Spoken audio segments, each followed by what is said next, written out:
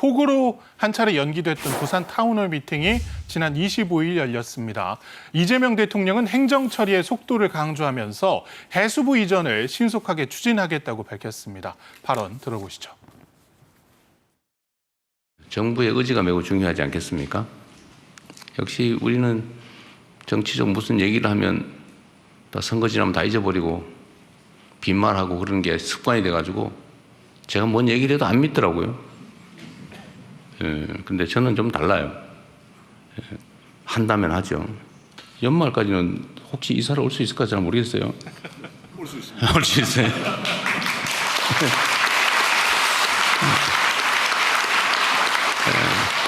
역시 행정에는 속도가 중요하죠. 예, 이 부산 타운홀 미팅 폭우 때문에 한 차례 연기가 됐었는데 25일 개최가 결국 됐고 결국은 지역균형 발전을 위한 것인 만큼 이 지역의 최대 현안인 해양수산부 이전 주무부처 장관인 전재수 장관 그리고 지방 시대위원장 김경수 위원장도 함께 동참했습니다. 맞습니다. 사실 이재명 대통령이 집권하자마자 지금 지난번 광주 그리고 대전 이어서 이게 지금 부산이거든요.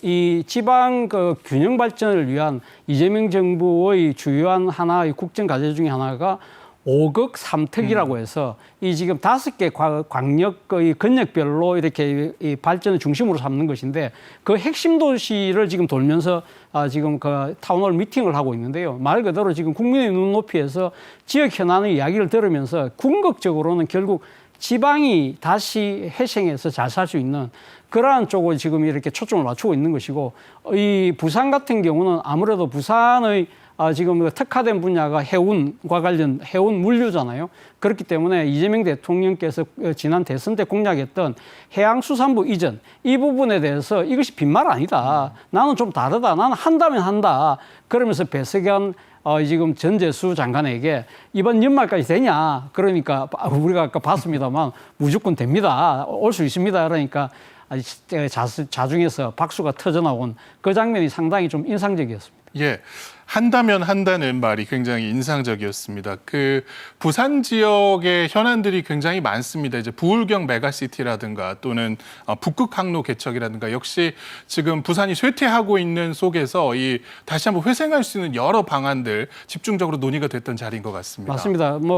그날 타운홀 미팅에서 이재명 대통령께서 우스갯소리를 하신 말씀이 부산하면 지금 노인과 바다밖에 생각나지 않는다고 이야기를 했습니다만 그만큼 부산이 초고령화되고 사실 이 바다라는 부분 자체가 그냥 보고 즐길 거리 정도만 이렇게 치부되는 상황으로 가서는 안 된다는 이야기를 하신 거죠. 그렇기 때문에 사실 이 부산의 이런 그러니까 지금 특화된 부분을 중심으로 해서 부산이 물류, 해운 중심의 도시로 커야 된다는 이야기를 분명히 지금 현재 이 국정 지표로 삼고 있는 것이고 그 하나의 마중물로서 해양수산부 이전을 지금 이야기하고 있는 거지 않습니까? 그렇다고 한다면 해양수산부만 그러니까 그냥 단순히 가서 되는 것이 아니고 해양수산부와 관련된 뭐 이제 공기업, 출자기관 그리고 이 해운 대기업까지 부산으로 이전하는 그런 모습을 필요로 하고 또 한편으로는 이 부산으로 지금 해양수산부를 이전하는 것은 앞으로 지금 열릴 수 있는 북극 항로를 개척하기 위한 일종의 하나의 발판으로서 준비를 미리 해야 된다. 그런 차원도 강조를 했습니다. 예. 그 김경수 위원장도 발언을 보면은 이 해양수도 실현을 위해서 이 혁신 클러스터를 조성하겠다. 결국은 산학연이 연계가 되는 클러스터를 조성하겠다는 약속을 했습니다. 맞습니다. 그러니까 지금 김경수 지방시대위원장이 한 이야기는 그겁니다. 단순하게 해양수산부만 이전된다고 해서 그럼 부산이 해양특별수도로서 가면서 그러니까 실현 가능할 수 있느냐? 그렇지 않다는 것이죠. 왜냐하면 해양수산부가 온다 하더라도 문제는 관련된 기업들이 따라와야 되는데 그 기업들의 입장에서는 가장 중요한 게 인재잖아요. 그렇다고 한다면 부산대, 국립부경대 그리고 해양대를 중심으로 해서 조선 해운 분야에 특화된 인재를 계속적으로 길러내야 돼요. 길러야만 기업들의 입장에서는 인재들을 충원할 수 있는 구조가 되기 때문에 그러니까 그 부산에 머무를 수가 있다는 것이죠. 그리고 또 한편으로는 부산에 이런 기업들이 올 수 있는 또 교육이나 정주 여건을 만들어줄 필요가 있고 가장 중요한 것은 앞서 말씀하신 것처럼 일종의 기업, 연구소, 대학 이런 부분들이 함께 참여하는 혁신 클러스터를 만들어서 계속적으로 이런 이 인재들이 충원되고 그리고 또 관련 산업이 발전할 수 있는 여러 가지 이 학술적인 토대가 뒷받침돼야 된다는 부분이 중요하다는 것을 김경수 위원장이 강조한 것 같습니다. 예. 그 부산 지역에는 좋은 일입니다만 그 이전을 앞둔 이제 해양수산부 직원들 같은 경우에는 서울에서 세종으로 간 지도 이제 얼마 되지 않았고 이제 겨우 좀 세종에 자리를 잡고 살만한데 다시 터전을 부산으로 옮기다 보니까 여러 불만들이 쏟아져 나옵니다. 이재명 대통령이 공감을 표했고 이런 불만들 없도록 잘 노력하겠다라고 밝혔습니다. 예, 뭐 저는 이 해양수산부 직원들 입장에서는 상당히 청천벽력과 같은 이야기가 아닐까라는 생각이 듭니다. 말씀하신 것처럼 진짜 힘들게 세종시에 일종의 사물 터전을 다 마련해 놓은 상태에서 갑자기 부산으로 지금 이전이 되는 상황이라고 한다면 가장의 입장에서는 상당히 힘들 수밖에 없잖아요. 그런 이야기를 사실 그날 이 지금 타운홀 미팅 때 해수부 노조위원장이 와서 직접 이야기를 했어요. 그렇기 때문에 이재명 대통령도 충분히 공감을 한다. 그렇기 때문에 그러나 특별한 인생에는 특별한 보상이 필요하다. 그렇기 때문에 정부가 이런 부분들을 반드시 배려하겠다는 이야기를 했고 배석했던 박영준 부산시장에게도 부산시 차원에서 좀 이 대책을 같이 한번 마련해 달라는 각별한 당부를 잊지 않았습니다. 예. 그 최근에 이 지구 온난화, 기후 변화가 가져온 여러 변화 중에 하나가 바로 북극 항로 개척 가능성입니다. 결국은 이제 북극에 있는 빙하들이 녹으면서 그 전에는 이용할 수 없었던 항로가 조금 개발 가능성이 높아진 상황인데 부산을 해양 수도로 삼겠다고 한 점 바로 이 북극 항로 개척을 위한 포석이기도 합니다. 맞습니다. 북극 항로가 개척이 되면요, 사실은 우리가 지금 그러니까 이 해운 업계가 생각했을 때는 이 물류의 이송 거리가 약 40% 줄어든다고 하거든요. 그러면 거기에 따른 상당히 비용도 엄청나게 그러니까 줄어들 수밖에 없잖아요. 그런 측면에서 본다고 한다면 우리는 또 다른 기회가 될 수가 있는 것이죠. 그러나 다만 이 지금 북극 항로라는 것이 바로 오늘 내일 당장 만들어질 수 있는 사항은 아니라는 겁니다. 물론 이 시간이 걸릴 수밖에 없지만 이재명 대통령 입장에서는 그럼 10년이나 20년 뒤에 된다고 해서 그러면 그때까지 기다릴 것이 아니라 우리가 빤하게 예상되는 그러한 미래의 변화에 대해서는 미리미리 준비를 하면 훨씬 더 좋은 결과를 우리가 따낼 수 있지 않느냐 그런 이야기를 말씀을 하셨고 그런 차원에서 부산으로의 해수부 이전이 지금 실현되는 만큼 여기에 대한 만반의 준비를 해달라는 당부였습니다. 예.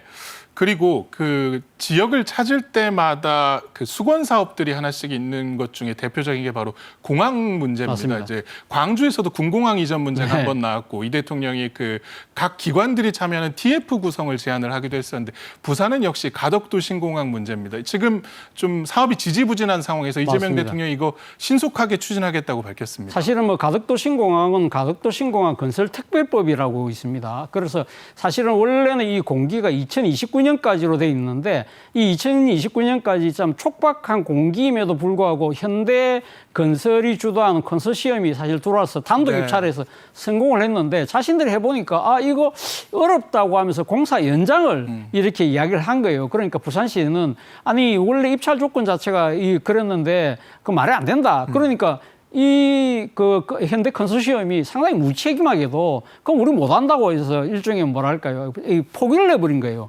이런 상황 자체가 정권 교체 기간 중에 일어나니까 부산 시민들 입장에서 이거 뭐야 이러다가 완전히 지금 추진 동력이 사라지는 거 아니야 이런 우려가 커졌는데 다행스럽게도 이재명 대통령께서 뭐라고 이야기를 하셨냐면 이건 미래를 위한 투자 가치 때문에 하는 것인데 그리고 국가가 지금 시행하는 여러 이런 국가적인 인프라 사업 자체를 이런 식으로 사정이 변경됐다고 해서 이렇게 포기할 경우에는 도대체 그럼 국가가 존재하는 이유가 뭐냐 하는 식으로 이야기하면서 나는 우리 정부는 과거 이 양평 고속도로 건설 문제가 되니까 포기하듯이 그런 식의 그 입장은 절대 없다. 그렇기 때문에 가덕도 신공항 추진에 대한 의지는 변함없이 굳건하다는 것을 내외에 분명히 말씀을 하셨습니다. 예. 그리고 이렇게 부산 지역 발전 방안이 여러모로 추진이 된다면 결국은 부산, 울산, 경남의 하나의 생활권역으로 엮는 부울경 메가시티 조성의 가능성도 훨씬 높아질 것으로 보입니다. 맞습니다. 사실 부울경 메가시티는요.